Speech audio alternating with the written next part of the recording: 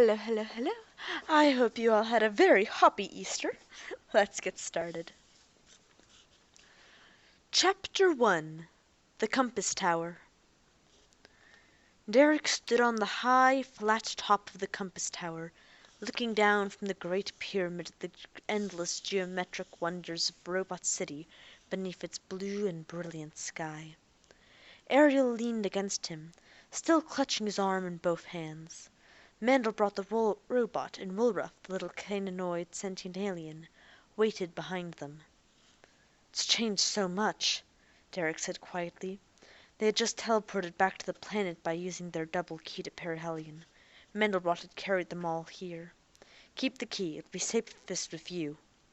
"Yes, Derek," said Mandelbrot. Derek turned around to gaze in the other direction. The sight was the same. The lights and shapes of Robot City stretching to a skyline barely limned by the reflected sunlight against the blue horizon. He could not escape it in any direction. His destiny seemed to be here. "What's changed?" Ariel asked. Her voice was meek. She had not recovered from her ordeal on Earth. A critical illness had reached fullness there, destroying her memories and her entire identity with them.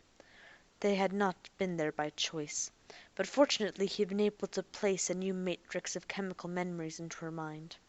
They were to grow on the residue of her old memory, but they were still developing. She had not had time to get used to them, to integrate them, to understand who she was. Derek squinted into the warm breeze that blew up the front face of the pyramid. It tossed his sandy hair. Once brush cut, it had grown out to a golden shag. "They've done it. The robots have built the city out in all directions. It could cover the entire planet by now." "So it didn't before?" She nodded, as if to herself, looking all around as he was. "No. Still, we aren't exactly strangers around here. We know how to get along. And if we're lucky we can get this trip over with and leave again before long." Derek turned to Mandelbrot. "We have to find some shelter before we're noticed. Can you still use your comlink to reach the city computer?" "I will try." Mandelbrot hesitated a few seconds, quite a long time for a robot. "Yes, the city computer has changed the frequency it uses, but I have identified the new one by the simple expedient of starting with the original and sending a variety of signals that run up and down the entire range of—" "Fine. Excellent. Thank you." Derek grinned at his enthusiasm, gesturing his hands palm forward. "Believe me, I trust your competence. The next question is this. When Ariel and I first came to Robot City, I found an office in this pyramid, down below. It had recently been occupied. I think we can find Dr. Avery there, but we have to be careful. Can you find out from the city computer if the office is still in use?" "I will try." Mandelbrot then shook his head. "The computer will not reveal any information about the office. It will not even confirm that the office still exists." "All right," Derek sighed. "What if it's gone?" Ariel asked. "I'd be very surprised," said Derek. "Avery just didn't want his private office on file anywhere. We'll have to take our chances and just go right in if we can." Ariel held her hair out of her face. "Just go in? How?" "The ceiling of the office had a trap door that opened right up onto this platform we're on." He got on his hands and knees. "Come on, let's find it." "Derek," Ariel's voice was a little stronger, showing some of her old spirit, "you've been growing weaker because of those things Dr. Avery forced into your body. Just be careful, will you?" "Can you find it?" he demanded irritably. "You're not in the best condition of your life either." "Well, I'm not sick any more." She folded her arms. "I'm well now, at least physically." She watched him for a moment, then, as if to prove the point, she knelt down and started feeling around the surface of the platform himself. "You don't even remember being here, do you?" Derek asked accusingly. The tension was making him irritable. "Do you?" "Yes!" "Well, you haven't known who you are for the entire time I've known you. You've had amnesia since—" She shook her head, shaking off the thought. "I may not have adjusted to everything, but at least I have something." Then she hesitated, searching his face. "I didn't mean to say that, not out loud, anyway. Did I get that right? Or did I remember wrong?" Derek shook his head shortly and turned away. "That's right."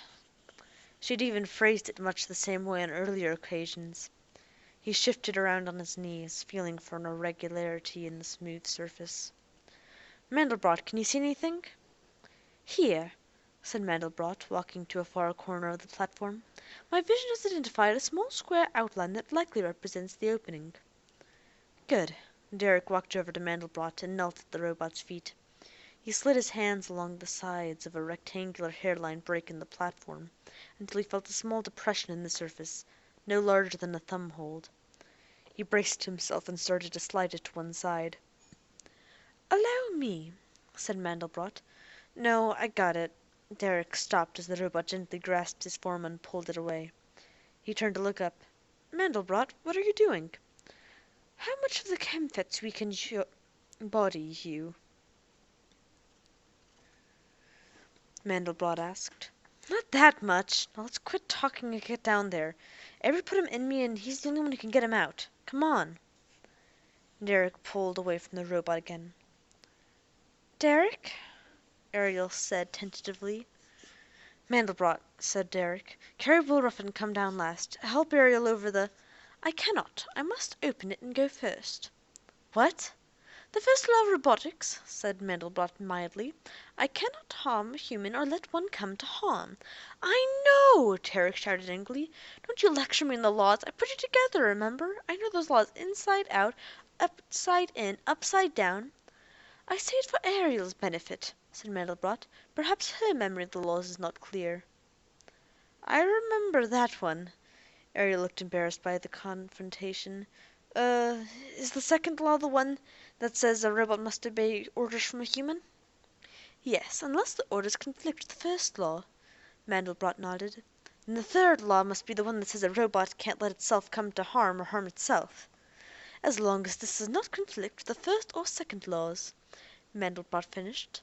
"Correct." Ariel smiled faintly. "Let's get going," said Derek impatiently. He reached for the thumb hold again, though he did not expect Mandelbrot to let him open the door now either. "I will determine this situation," said Mandelbrot firmly. "With all due respect, the laws require it." "How do you figure that?" Derek demanded. "Your motor control of your own body is gradually failing because of the chemfets in your body. Ariel is disorientated because of her memory transfer, and Woolruff's body is unsuited to climb down at this steep angle. We're about to enter the office and possibly residence of your nemesis. The likelihood of harm to you is high, therefore I shall go first." Derek glared at him, unable to argue with his robotic logic. Woolruff looked up at him, cocking her dog-like face to one side. "Are you going to carry me down?" "I will enter alone first," said Mandelbrot. "Derek's knowledge of Robot City makes him the best to handle unexpected developments, so he will follow me if the room offers no danger. I will carry you down if we all go." Woolruff nodded assent. Derek watched Mandelbrot in the faint light. The robot hesitated just a moment, probably looking with infrared sensors and listening for signs of habitation or danger within. Then he bent down and slid the trap door open slightly. After another pause he opened the trap fully and climbed down a metal ladder inside the door. Derek waited, hardly daring to breathe. Avery could easily have a trap waiting for them. Woolruff moved to his side. Ariel stood quietly but seemed relaxed, as if she did not understand the gravity of the situation. After what seemed like a long time, a light came on in the room, throwing a cone of light upward. Mandelbrot called up softly. "It is here and unoccupied, apparently safe for everyone." Derek let out a breath of relief and took Ariel's arm.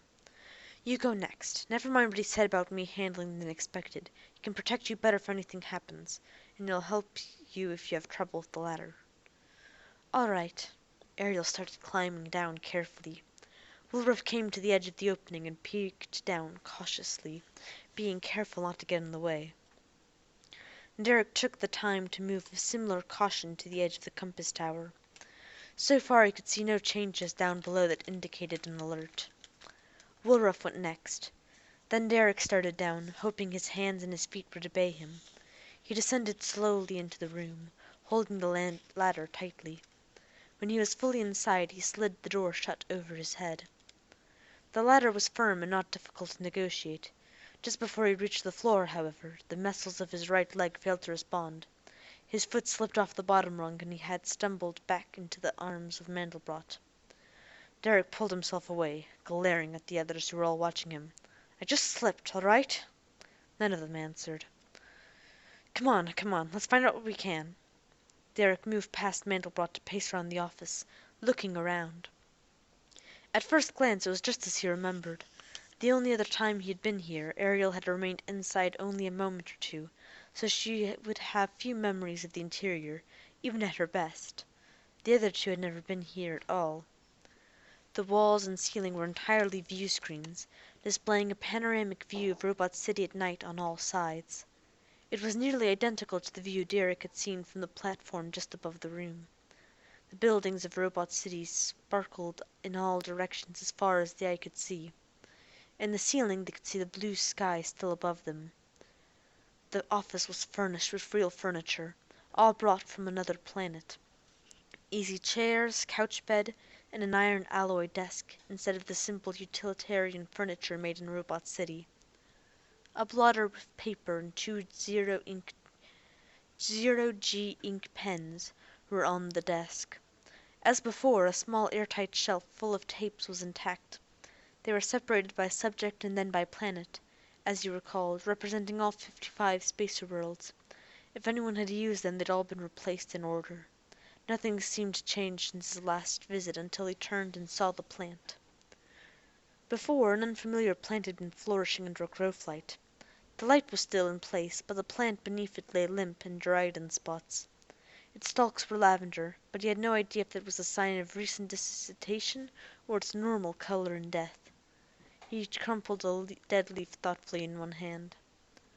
"Someone just let it die," said Ariel, joining him. "I don't think anyone's been here," said Derek. "Mandelbrot, Woolruff, does anyone see any sign of recent habitation here?" Ariel looked around the room and then down into a small wastebasket. "This is empty." "Someone has been here since I was in last, then," said Derek. "But that was a long time ago." He turned back to the desk with a sudden memory. Before, a hollow cube of a picture of a mother and a baby had been on it. The cube was gone.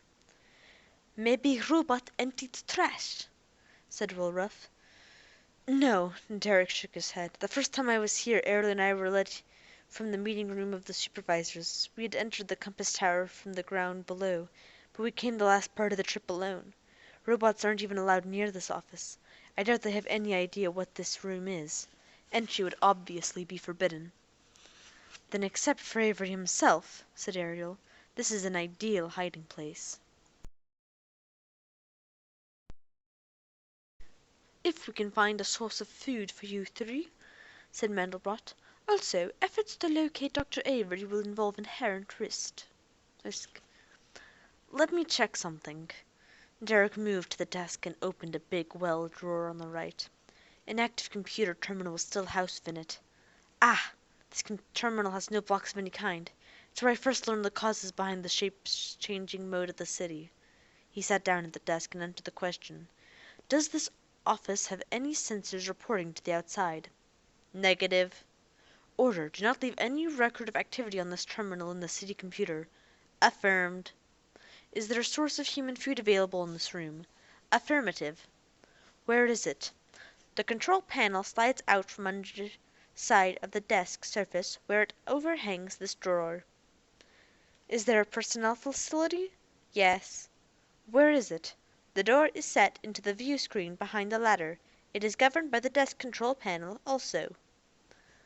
Derek felt under the overhanging edge of the desk and slid out a wafer-thin panel with raised studs. He pushed one marked mealtime and turned around at a faint hum from the wall. Near the ladder, a rectangular panel had moved out of the view screen on the wall to reveal the receptacle of a small chemical processor.